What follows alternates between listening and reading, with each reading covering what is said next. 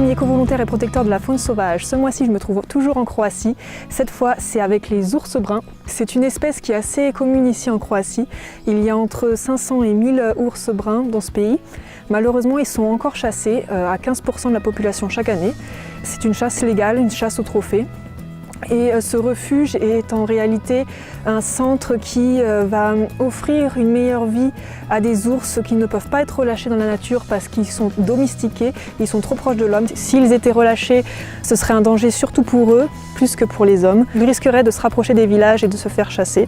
Du coup, ce centre leur offre une vie dans les meilleures conditions possibles jusqu'à leur fin de vie en leur offrant un milieu qui soit le plus adapté à leur espèce et au milieu qu'ils trouveraient dans la nature. I'm studying nature conservation and hunting, and for the last 6 years I'm in the bear refuge in Kuterevo, that is small village next to the mine village, and from the next year I'm coordinator of volunteers here. We are actually refugee for the bears, for the orphan bears. Usually the people find them somewhere on the road, they start feeding them, they start picture them, and that bear can't go back because they don't have afraid of us anymore. And if we leave them back, they will probably be killed. Probably they will shoot them. That bears, they don't have afraid of people anymore. Usually the wild bears, when they hear the people, when they smell us, they just go away. These bears, they will think that we are some kind of friends. They will come close. They will think that we will bring them some food. And then in one moment they can start to be dangerous.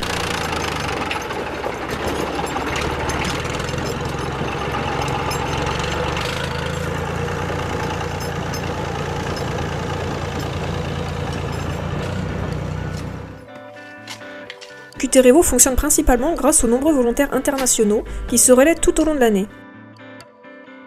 Ils aident aux nombreuses tâches et travaux d'entretien du refuge. Peinture, construction, jardinage. En ce mois de juin, la tâche principale consiste à tondre et récolter l'herbe des parcelles du village pour ensuite les distribuer aux ours qui sont très friands de certaines plantes sauvages.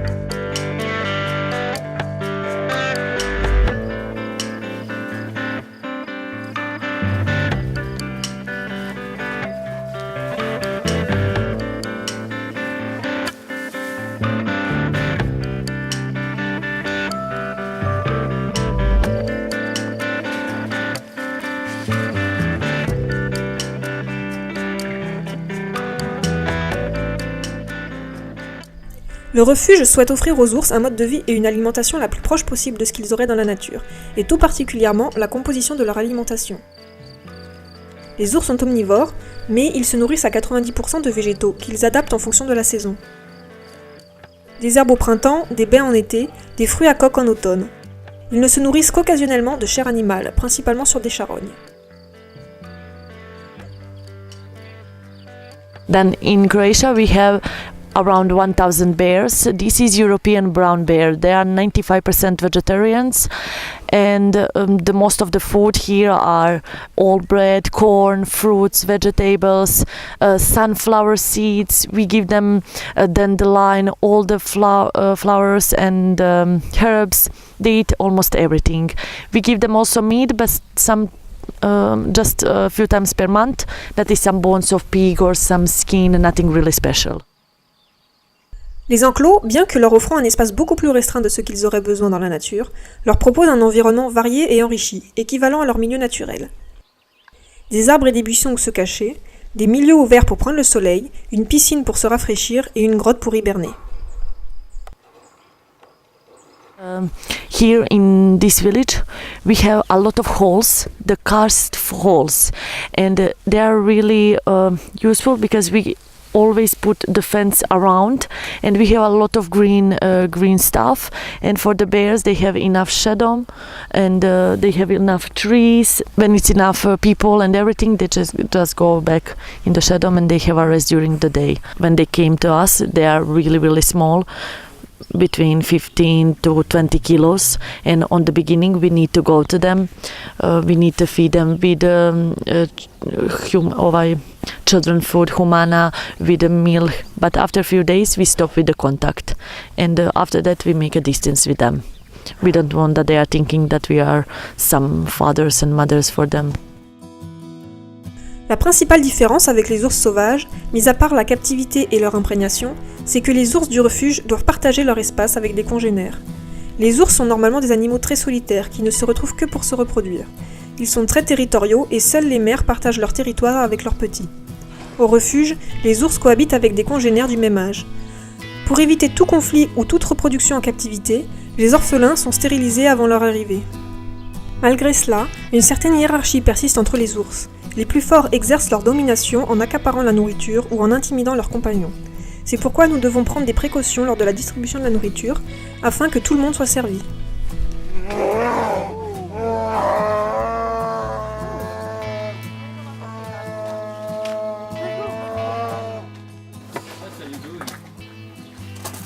Ice cream. Why are you cutting them so? Because this are for the No. Can't we eat this broccoli? is all yellow. It's too old. Qu'est-ce qu'on fait? On nourrit les volontaires. Avec des légumes pourris. C'est ça. Non, on est en train de faire un enrichissement pour les ours. En tout cas, là, c'est pour les petits ours. On est en train de prendre du maïs, des légumes qui sont plus vraiment très bons, pour leur donner ensuite et recouvrir d'eau et voilà, en faire une glace pour les occuper. Parce que le but d'un enrichissement, c'est occuper les animaux tout simplement qui sont en captivité, pour qu'ils passent du temps à chercher la nourriture et un peu avoir le même comportement que dans la nature.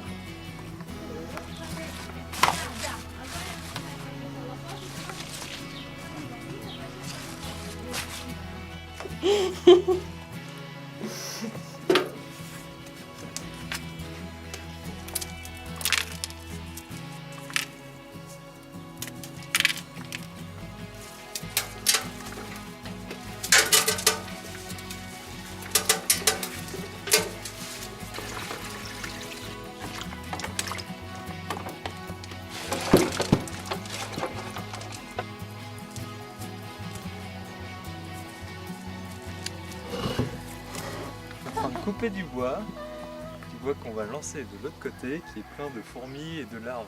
Et les ours, ils adorent les fourmis et les larves?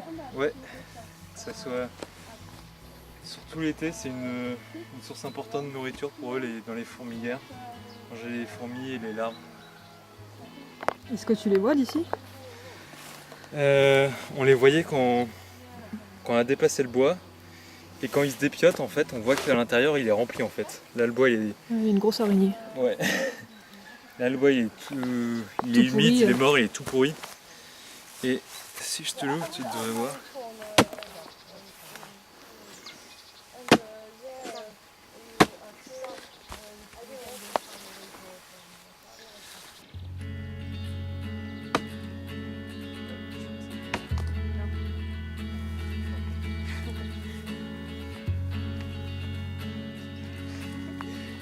I can cut you.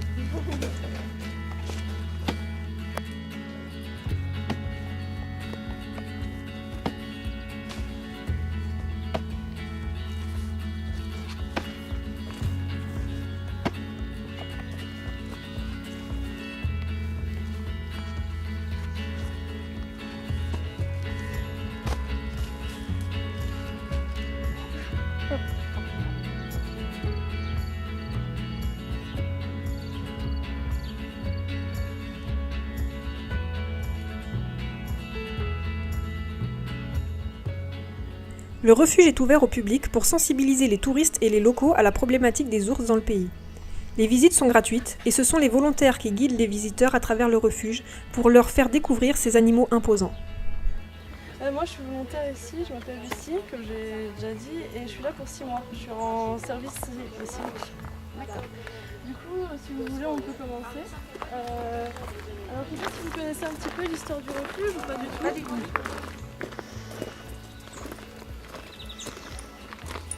C'est-à-dire qu'il y a une brigade qui vient de Zagreb, qui tout simplement est appelée avant nous.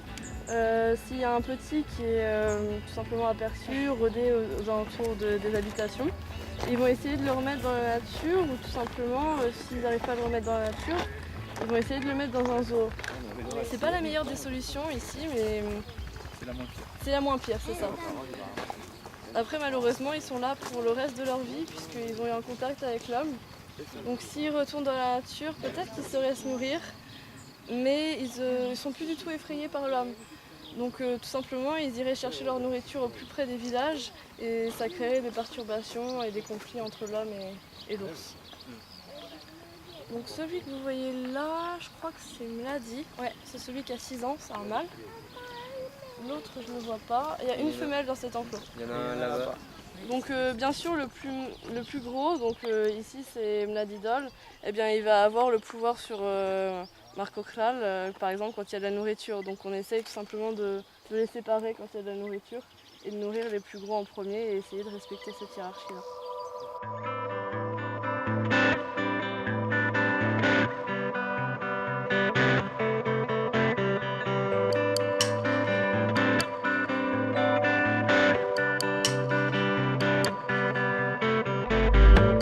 Le refuge est un écolieu assez rustique. Repas végétariens, produits locaux, pompe manuelle pour l'eau, poêle à bois, douche chauffée au soleil quand il y en a, toilettes sèches, compost et bien sûr recyclage.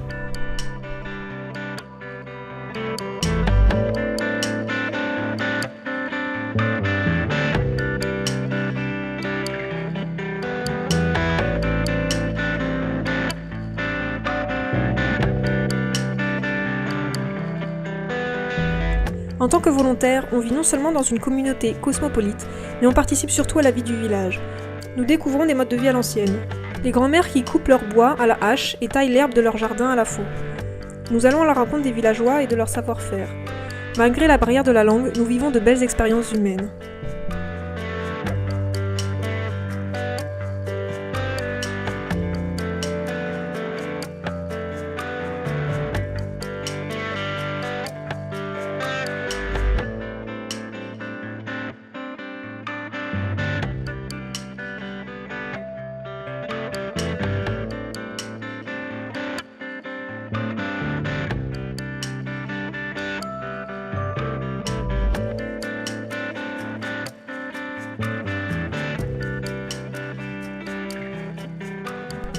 Mon départ approche et comme chaque volontaire avant leur départ, je peins mon totem qui sera accroché avec tous ceux des précédents volontaires passés par Kuterevo.